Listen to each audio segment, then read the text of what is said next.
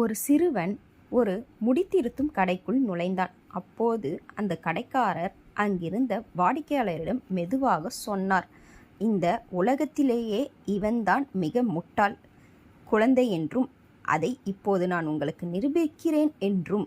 அந்த கடைக்காரர் ஒரு கையில் 5 ரூபாய் நாணயத்தையும் மறுக்கையில் 2 ரூபாய் நாணயத்தையும் வைத்து கொண்டு அந்த பையனை அழைத்து, உனக்கு எது வேண்டும் என்று கேட்டார்.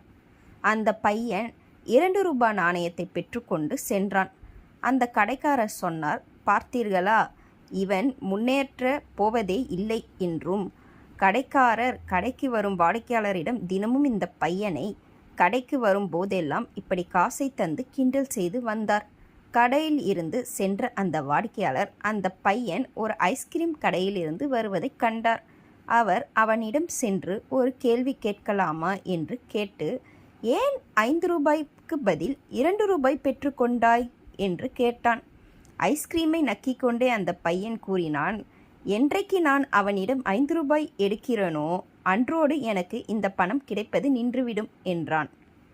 இக்கதையின் உள்கருத்து, எப்போது நீ மற்றவர்களை முட்டாள் என்று என்கிறாயோ அப்போது நீ உன்னையே முட்டாளாக்கிக் கொள்கிறாய்.